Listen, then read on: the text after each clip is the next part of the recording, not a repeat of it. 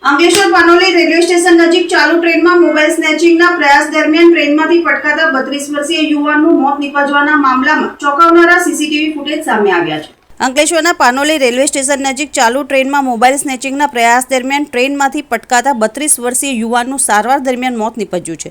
ઘટનાને પગલે રેલવે મુસાફરોમાં ભય અને રોષનો માહોલ જોવા મળી રહ્યો છે।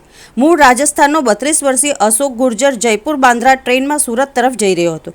અશોક જનરલ કોચના દરવાજા નજીક બેસીને મુસાફરી કરી રહ્યો હતો। દરમિયાન પાનોલી રેલવે સ્ટેશન નજીક ચાલુ ટ્રેનમાં મોબાઈલ સ્નેચિંગનો કથિત પ્રયાસ કરવામાં આવ્યો હતો। આ ઘટનામાં અશોક ટ્રેનમાંથી પ્લેટફોર્મ પર પટકાયો હતો અને ત્યારબાદ ટ્રેન નીચે આવી જતા ગંભીર રીતે ઇજાગ્રસ્ત થયો હતો। ગંભીર હાલતમાં તેને સારવાર માટે હોસ્પિટલ ખસેડવામાં આવ્યો હતો, જ્યાં સારવાર દરમિયાન તેનું મોત નિપજ્યું હતું। અશોક રિક્ષા ચલાવી પરિવારનું ગુજરાન ચલાવતો હોવાનું જાણવા મળ્યું છે। ઘટનાની જાણ થતાં રેલવે પોલીસે તપાસ શરૂ કરી છે। વાયરલ થયેલા સીસીટીવી ફૂટેજના આધારે પોલીસે મોબાઈલ સ્નેચિંગના કથિત પ્રયાસ અંગે તપાસ હાથ ધરી છે। ચાલતી ટ્રેનમાં બનેલી આ ઘટનાને કારણે રેલવે મુસાફરોની સુરક્ષા સામે પણ સવાલો ઊભા થયા છે। પોલીસે સીસીટીવી ફૂટેજ અને અન્ય પુરાવાના આધારે સમગ્ર ઘટનાની તપાસ તેજ કરી છે।